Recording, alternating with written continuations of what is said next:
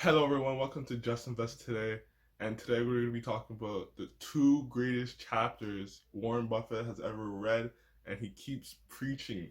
This is the best book to read, The Intelligent Investor, um, and this goes to show you that he said he's never read anything greater than these two chapters in chapter 8 and chapter 20. And if you read chapter 8, you're going to find out what it's all about. And yeah, Warren Buffett is the greatest investor. So when he speaks, he's going to say it and he's going to tell you how it is. So in this video, we're going to get into why chapter 8 is so great. In another video, I'm going to get into more into chapter 20. But in this video, we're going to be talking about chapter 8 and its market fluctuations. And that's what chapter 8 is about.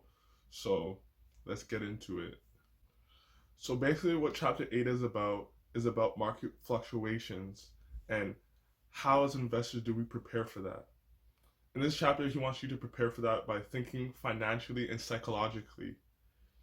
When we think about these market fluctuations financially and how we can prepare for that, we want to know what we can do with our money to make sure that we're not going to be panicking when stuff goes down and when stuff goes up, because as investors, we know it's going to happen.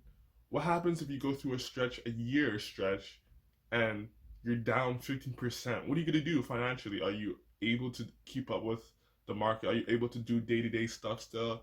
Are you going to be worried? Are you going to be selling because financially you can't handle it? So that's why it's important to have like some kind of emergency fund, some kind of, maybe you're making other money than just investing. This is just kind of more of a hobby, or if it's not a hobby, you understand the potential of you're not going to make money in a year or maybe even 2 years. You don't know. And that's the thing about investing. It's nothing's guaranteed because you know markets fluctuate wildly.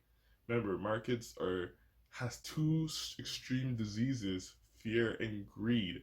So we got to prepare for that financially, and psychologically we also got to prepare for that too, guys. Remember, we know the market is going to go up, way up one time, and then way down, and your securities, your prices of your stocks are going to be falling like rocks. And when they fall like rocks, what are you going to do? Are you prepared mentally for this? Because when you're prepared mentally that you know your stocks, it's gonna happen. There's no way around it. It's gonna fall. And when they fall, what are you gonna do about it? Are you gonna be panic selling? Are you gonna be scared psychologically? Like, we gotta be prepared for these actions that are gonna happen in the market, because they're gonna happen. And when you prepare for that, and when you can just stay calm and stay collective during all these times, and you see people frantically panic selling, then you know you have that advantage, because that's an advantage as long-term investors. We're not worried about that. If our stocks, if our businesses that we own aren't tumbling down, the business is still doing well, it's still earning good EPSs, it still has good return on equity, then we do not need to panic. Keep looking straight forward. Don't focus on the market. And that's what chapter 8 is about. So now that we're prepared financially and psychologically for the market, we got to understand what the market does. It's like a pendulum. It swings from up to middle to down. It keeps going like this, guys. So we know the pendulum of the stock market is going to go upward, it's going to go downward, it's going to be mediocre. So once we understand these things, that's when, as intelligent investors, we can take advantage of that. And that's when we take advantage of these wild swings, and we figure out when to buy these companies. And this is using this pricing method that it says in the intelligent investor. And the pricing method is you're buying stocks when they're at their value or below their value. That's what we're waiting for, the pricing method. That's what we think about. We don't look at the market price to give us our accurate view of what the company is. We find out what the intrinsic value of that company is, and then we can look at the market to see if it's there, and if it's there, we can buy it. And that's looking at the pricing method. And then there's the timing method. And the timing method is actually just looking at where is the market been going? Is it, if it's going up, we want to buy that stock and then hold because the market's going to be going up and we think it's going to be going up. And then we sell when we think there's going to be a crash or something's going to happen, or we see our stock going down, or we see the market going down, and then that's when we sell. So that's the timing method of it. But as investors, we want to do the pricing method of it. And that's when we find these good, wonderful businesses at great values, and we buy them and then we hold forever or as long as we can till it reaches or goes way past its value, and then maybe we can sell it off and gain that profit in that company. When you use the timing method in the market, you become a speculator. And when you become a speculator, you don't know what's gonna happen. Nothing's guaranteed, and you just don't know what you're really doing because no one can predict the market. No one knows if it's going up tomorrow or next week or in 4 months. No one knows where the market's going because there's so much stuff influencing the market. So no one can know, not even these high professional people who spend thousands of dollars on their MBAs and all that type of stuff, and the best colleges can't even figure it out. So what makes you think you can be able to figure it out? We can't. So yeah, so being the person that's trying to time the market turns you into a speculator, and that's not what we want. We want to be guaranteed results, and pricing method has guaranteed results, and that's the way to go when you're trying to beat the market, or not even try to beat the market, get a lot of money in the market. As strong, intelligent investors, we cannot believe the day-to-day or the month-to-month market fluctuations and how they affect our stock portfolio, because that has a strong temptation to bad behavior when we think we're getting richer or we're getting poorer. And that influences our decisions a lot.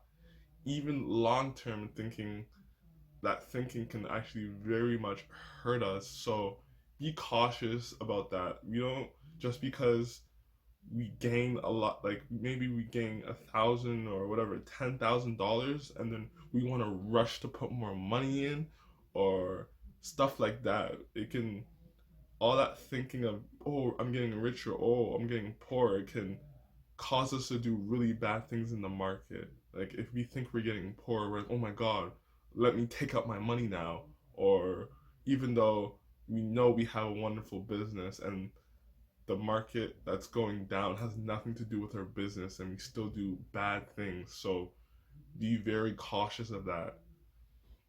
Also, guys, when we think about the market, we got to think about what it does to us, because the market is honestly not for us in terms of, when we think about these companies that are very successful and doing well, the stock market makes them feel very expensive, right? Like these are the stocks that are going to be very expensive in the market. So we got to be cautious of that, because when we pay these very expensive prices for the good companies that we know are good, that's when we actually put our heads and we focus on the price of the stock very much. Like we focus on the price slowly. We're just gonna focus on the price of the stock, because now we pay this extraordinary price for the stock, and that's the downfall of this. It doesn't make us reasonable. It just hurts our gains on the market. That's why when we see these very high, very successful companies with high prices, we wait patiently for it to reach a price that we want to buy that. And if it never reaches that price, then it's okay. We move on to a next stock.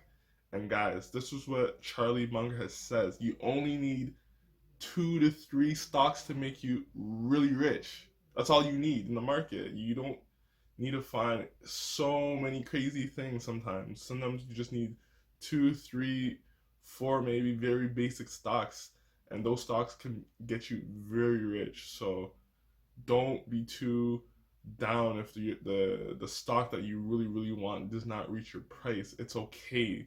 There's thousands of stocks in the market, and you can keep checking back, keep checking back. You just never know what happens, but we always stay patient no matter what. So when Warren Buffett talks about chapter 8, he's talking about the person named Mr. Market, the most important person that you have to get to know because he's your business partner. Yes, he's your business partner. Say you own $1,000, a small portion of shares, and Mr. Market, his name, and he's your business partner. And sometimes, some days, he wants to buy your shares or he wants to sell you shares. And he's not, sometimes he does this because the business prospects, he understands of what's going on. And then other times he does this because he's very enthusiastic or he's very fearful. So you have options, right? You can either ignore Mr. Market, you don't have to follow his advice, you don't have to look at him, or you can actually listen to him maybe when something's going on that you see that's very good. And you only want to listen to him when he's very fearful and he's going to be selling you stuff at a very low prices because he's very fearful. And that's when you want to be taking advantage of Mr. Market, right? Or we can even take advantage of Mr. Market when he's trying to buy from you and he's very the landscape is very enthusiastic, so then you can sell it at a very high price. So the whole Mr. Market thing is being able to know what's going on around you and being able to kind of cancel out the noise when you need to and actually listen to him when you also need to and when it's an advantage to you. So that's what we gotta understand about chapter 8 and Mr. Market, and that's literally the meat and potatoes of it. So guys, if you like this video, please like it, please subscribe to my channel, and I'm gonna get you back in the next video. Peace.